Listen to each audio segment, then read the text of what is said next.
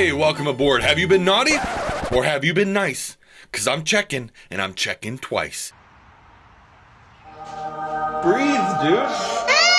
Happy holidays, happy New Year's. I'm a little late to Christmas, but it's never too late to be festive because Christmas is all year long, baby. We're getting into some more Reddit, Am I the A-hole?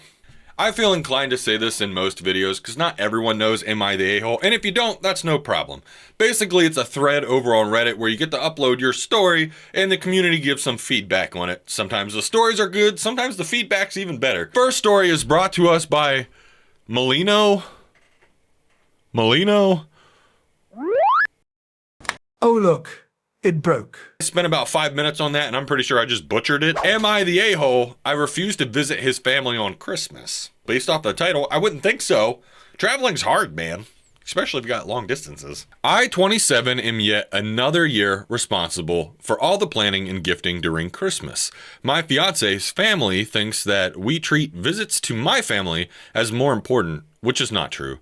We visit them much more often. That's true, but that's because they invite us to events in big advance. That's something that my fiance's family never does. They just assume we will show up on our own. We've explained many times that we won't because we already don't have much of free time. So if they want to see us, they just have to invite us and we can plan it then. Honestly, this seems like not a big deal. A lot of people in my family have pretty busy schedules, but we still try to make it happen. We still make it work. My fiance, 26, did not put any effort into planning visits or any gifts on Christmas since we met 3 years ago. So last year I made it extremely clear. Next year I will make plans on my own for us. If you want to take part in it, you can, but if you won't, then I'll assume you're okay with anything I planned.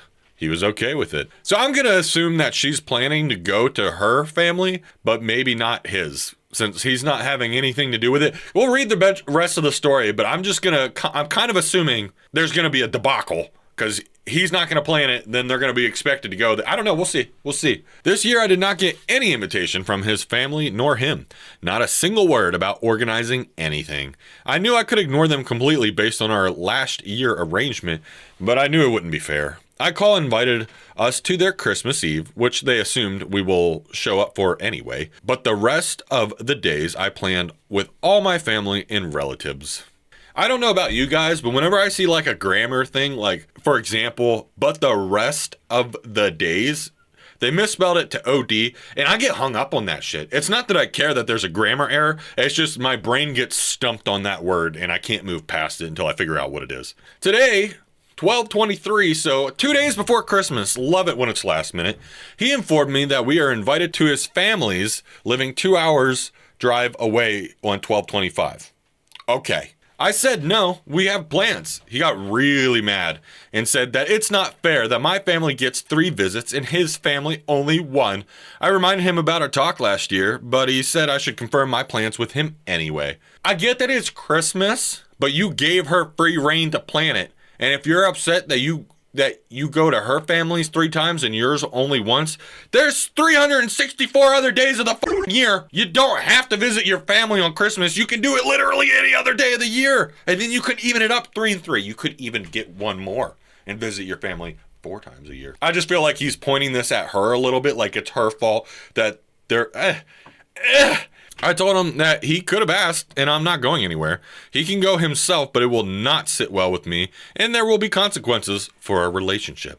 You've already made the point that you're controlling these plans, and he's getting mad after the fact, and then wants you to check with him with the plans, which I think is all fine for the most part. No one needs to be mad. There's just miscommunication or a lack thereof communication. But why is there going to be consequences if he goes and visits his family? Does that mean you're not visiting your family? If he goes to his family? I don't know. There's a little bit of an edit. There'll be some clarification here, so let's read it. Edit, to clarify, it's not about families, it's about my fiance. He was supposed to make an effort to at least call his family or start any conversation so I could have details and could plan visits evenly. He did not, and they got mad when I made plans based on what I know. Am I the a-hole for not starting the conversation? I was disappointed with how it went last year. That's why I've taken his declaration. He'll be fine with what I decide if he does not show interest. I wanted to make a point. If you aren't invested, consequences are on you. We are spending the most important day, Christmas Eve, with his family. It was all my decision. The rest of the days are planned with my family. It's only a couple hours a day. It's not like every second is planned. I just won't go on the 4-hour ride both ways to see his cousins now that the plans are already made. It's not that my family sends formal invitations. They call and say, "Hey, wanted to know what your plans are. We are meeting there and there. What do you think?" His family doesn't contact us at all. It's more like his sisters call if she can come with us, and we are like, but where?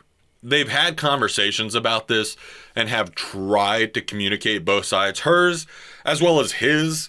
His has very little communication. He just gets mad when things aren't what he wanted, but he's not communicating anything to help make the plans to get what he wants. Milano, I don't think you're the a-hole. You're getting that. I don't think you're the a-hole. I'm getting that sticker. We'll read the comments as we always do. Do Cup 2867.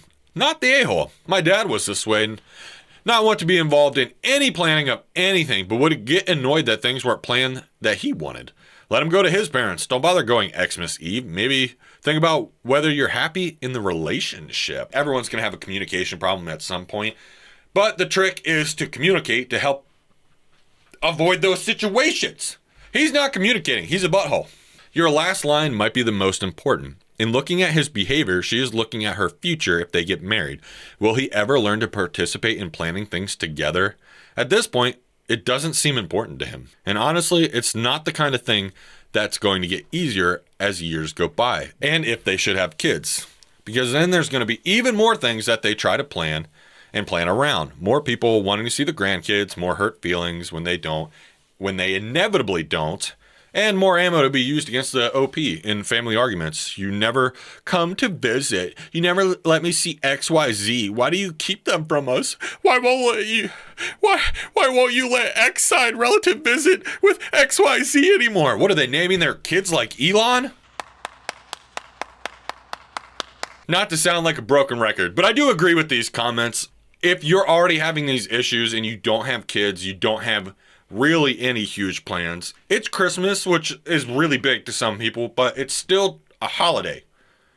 I think there's more important things than holidays, but if you guys can't communicate, then yes, those issues are going to reverberate all the way throughout your relationship, into marriage, into everything else. I really do agree a lot with Inedible Calamari as well as Test Traditional. They both make really good points here, and it's something I did think of as well. If he's having no hands-on with anything, why is he going to have hands-on with kids or anything like that? You know, he's going to be absent. I don't think you're the a-hole. I think you're clear, but maybe keep an eye on that because hopefully it doesn't get worse. Anyway, next story brought to you by Dag Nabbit. That's their name. I'm just repeating what it says. Am I the a-hole for gifting a snow globe against my wife's correct predictions?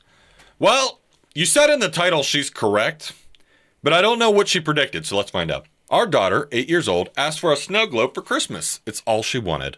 My wife said no, because our daughter is not good with fragile stuff. My wife said daughter will end up smashing it right away. I insisted because she maybe won't break it. Also, it's what she wants for Christmas. Even if she ends up breaking it eventually, at least she'll get to enjoy it first. We had our Christmas pretty early just now, because my wife will be out of town on Xmas Day. Anyway, our daughter opened her present. She loved it. She was hugging it, dancing around with it. My wife starts screaming, "You're not being careful. You're going to break it." Daughter dropped it. It shattered. Our daughter is devastated. My wife says all this sadness could have been avoided if I hadn't insisted after she said no. I say our daughter only dropped it because my wife's screaming startled her. Startled me too. To someone who doesn't know my wife, the snow globe might seem irrelevant. You might say I shouldn't insist against my wife's preference in any situation. But my wife is not like most people. She says no for everything. She told our daughter to stay in the dark because she didn't want to buy a replacement light bulb. What the fuck? She's ridiculously stingy and very strict with our daughter. So it's up to me to determine every time if her saying no is actually normal or if it's another weird one where I need to insist for my daughter's sake. Now, since the snow globe did get broken immediately, as my wife predicted, I'm second guessing my instincts on this one. The wife totally called it and she was right about this. and that sucks for your end. I don't think you're an a-hole either. You just wanted to do something nice for your daughter, and I think there's nothing wrong with that. It sucks that that was the fallout, that it broke and she ended up becoming sad, and the wife was most likely probably angry after the fact. She's a kid. Kids break things, it just happens. I'm a 47-year-old man and I break shit all the time. Not intentionally. Sometimes intentionally. Usually not intentionally. I do find it a little odd that you did feel the need to mention that your wife's not like most people and she says no for everything. I don't really know how extreme her no is to everything, but if she was forcing the daughter to stay in the dark because she didn't want to buy replacement bulbs, light bulbs aren't that expensive. They're not. They're cheaper than a snow globe. Maybe, unless it's a really small snow globe. Is it cheaper than a snow globe? I'm pretty sure they're cheaper than a snow globe. Regardless, it seems like a petty argument overall. I get it. I get that, like, she called it, so you're wrong. So it's like, told you so kind of a moment more than anything. It's not that big of a deal. I don't think you're an asshole. You just wanted to do something nice. Your wife did call it. I don't think she's an asshole. But those lines, like I mentioned before, of not getting her a new light bulb and making her stay in the dark. If it was one night, I get it. The daughter can wait one night. Not that big of a deal. However, if you were making her wait like 2 weeks to get a new night light or something and she's scared of the dark, I don't know this context. But your wife could be an asshole. I'll say that much. She could be. Everyone's weird in the world and has their own quirks, so her being not like most people is fine. Most people aren't like most people because everyone's weird, man. Find it a little odd. I don't think you're the asshole, though, but it worries me on the daughter's behalf about the no behavior with the mom. Anyway, we're going to move to the next story. What do you guys think about it? Is that kind of weird on the mom's end? We'll move to the next story, but I'm curious on what you guys think, so if you want to leave a comment down below. I find that end just a little bit odd. He forgot the comments. This definitely won't happen again. Am I the a-hole for not helping my husband get ready for work? Why do you need to help him get ready for work? My husband is furious with me, and I'm a little conflicted. We had some friends over last night until 2 a.m. Unusual for us, but we haven't seen those friends in a while, so we were catching up. We went to sleep in good spirits. My child woke up quite a lot during the night, so I had to console her and basically sleep in her room for most of the night. Finally, just before 7 a.m., she seemed completely out, so I was able to climb into my own bed, but my husband woke up 5 minutes later and scrambles out of bed, yelling at me, "Why did you turn off the alarm?" I didn't. I wasn't even in the room. He turned on the lights in the room and ran out. I could hear him thumping about, but I was really tired, so I pulled the blanket over my head and continued sleeping. He banged into the room and yelled at me again, "Why aren't you helping me get ready?" I just ignored him, and I can hear that he's pissed off by the way he's breathing and walking. 20 minutes later, he's out of the house and left all the lights on everywhere, and he texted me that he's upset with me. That's the situation, but here's the thing. Here's my thing. I'm gonna interject real quick. He's a 25-year-old man. Why do you need help getting ready? Unless you're like disabled, I don't know why you need help getting ready. I get up way before I need to go to work, and then I leave and I sit at work for 15 minutes because I like to get there early, sip on my little coffee or green tea, and take a minute to chill before I get to work.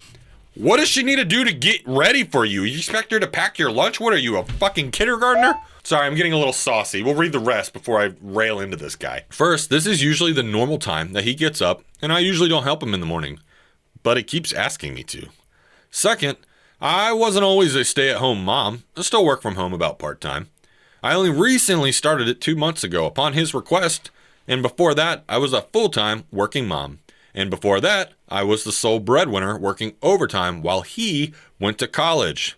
Do you know how many times he's helped me get ready when I had to get out of the house by 6 a.m.? None. Zero. When I was a sole breadwinner, I woke up at 5 a.m. and he woke up at 10 a.m. And then when he got a job, he woke up at 7 a.m. I always made sure to be quiet and not wake him up, even if I was late. He has never made me lunch, breakfast, or dinner. Yet he expects me to have all that ready for him. So am I the a-hole for not helping him get ready?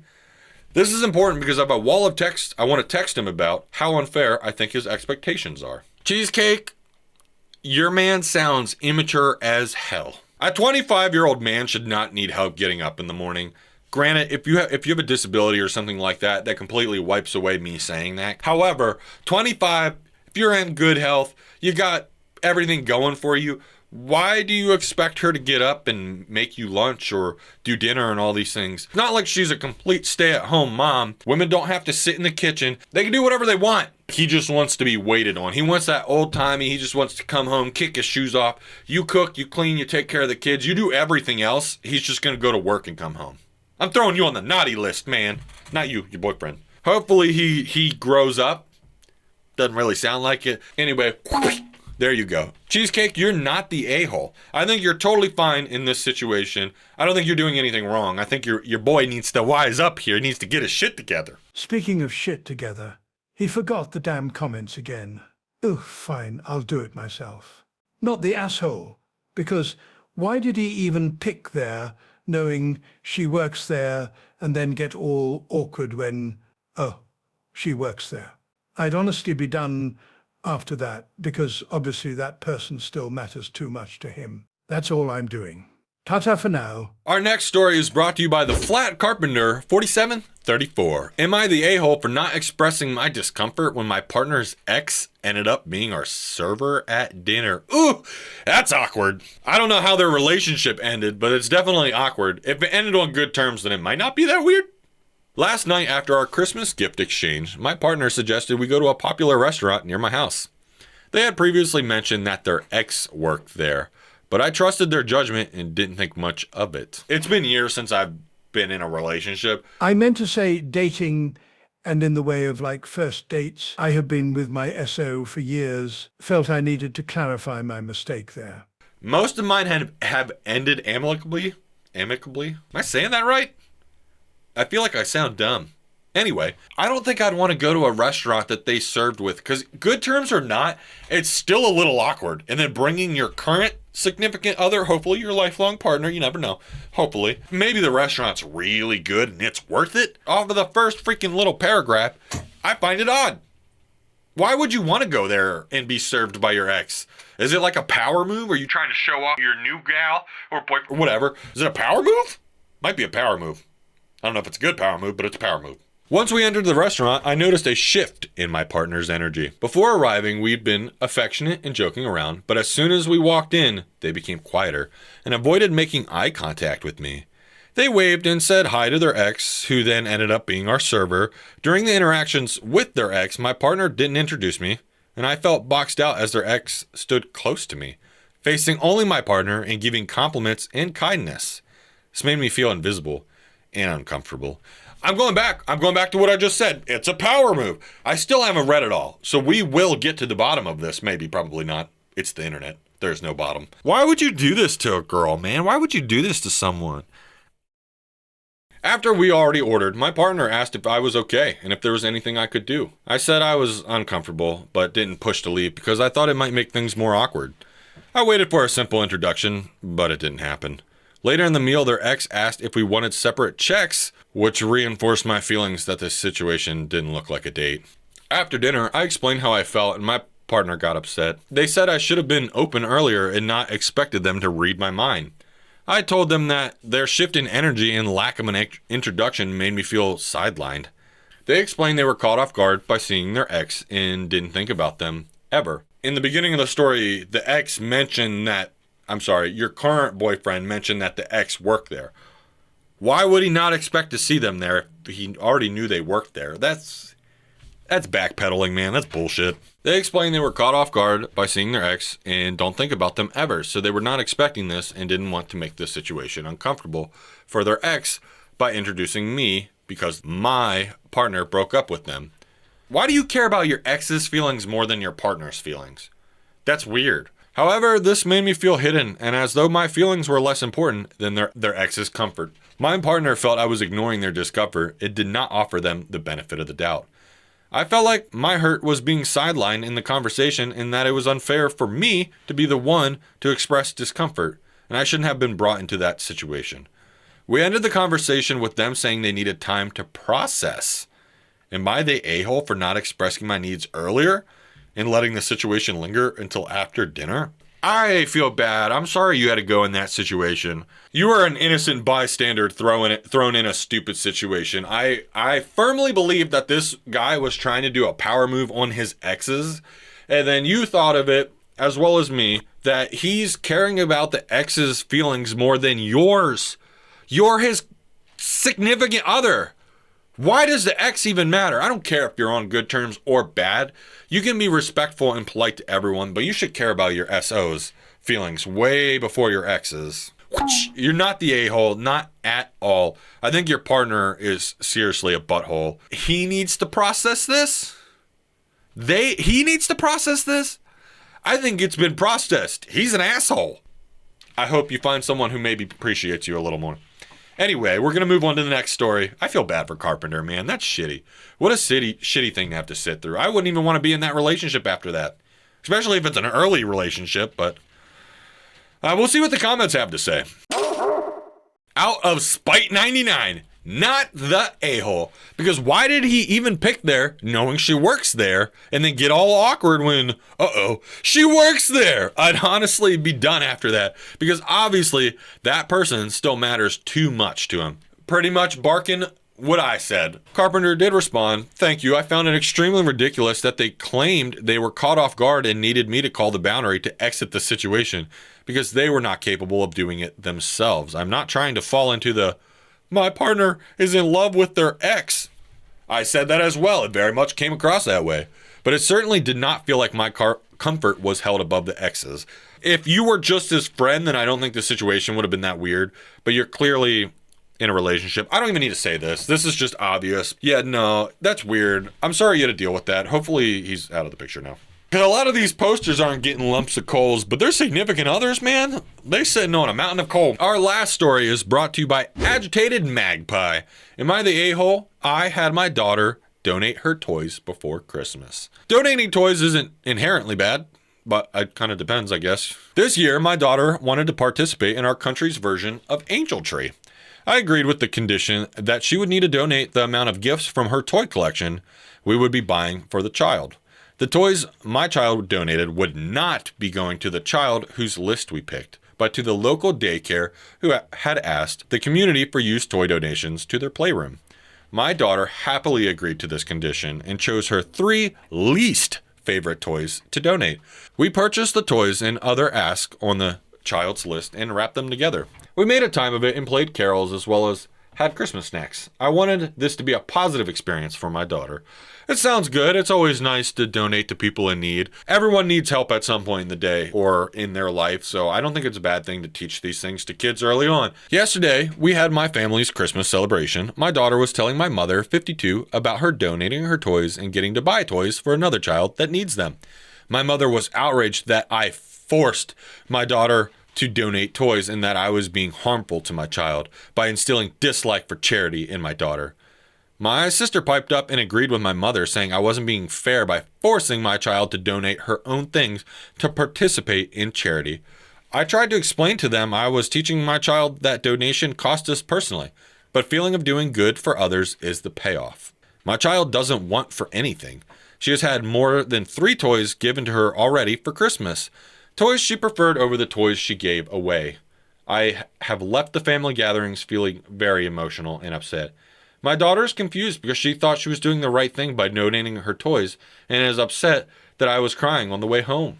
I'm pretty sure I did the right thing, but I was berated by my mother and sister for nearly an hour about my parenting choices. I have realized condition is probably the wrong word to use in this circumstances. My daughter asked to participate in the Angel Tree, and I suggested and encouraged her donate some of her own toys to the local daycare alongside our donation. She enthusiastically agreed and was completely in control of what toys she was donating. We were well overdue a toy decluttering, and we're going to be doing this after Christmas anyway. This way, she was able to be the one to decide which toys we decluttered and got the bonus of feeling like she was helping others.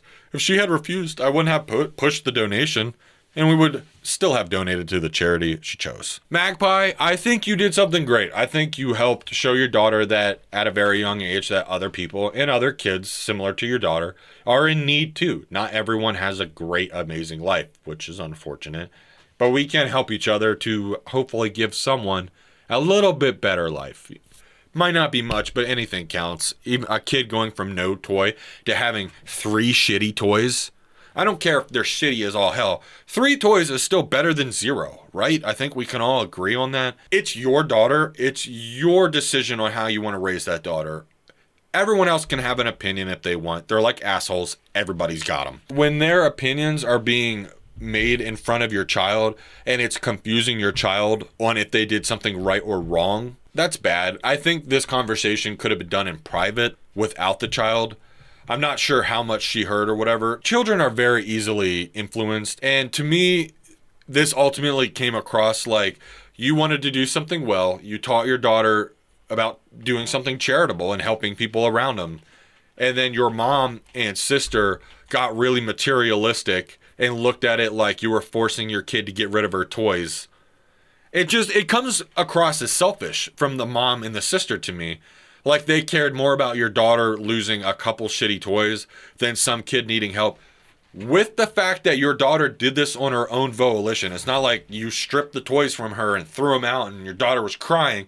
She wanted this. Your daughter wanted this. I think inherently little kids are good. I do. I'm irked by this, personally. I'm kind of irked. Am I right to be irked? Someone back me up in the comments here, man. Ultimately, your daughter was happy and you made someone else happy that you don't even know. You made a stranger happy, which is awesome.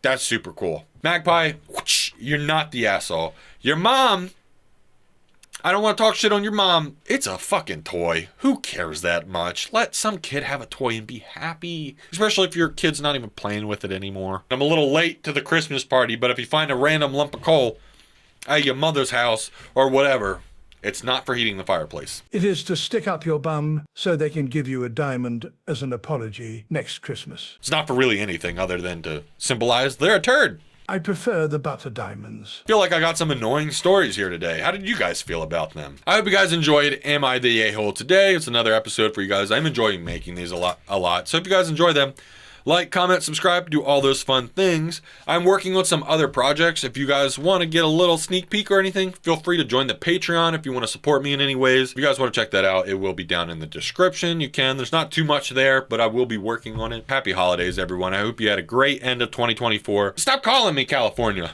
And then we're back to the rigmarole of the normal year, I guess. Back to work and all that fun stuff. Woohoo. I'll see you guys soon. Have an amazing year. Great start to 2025, and I'll see you soon. Bye.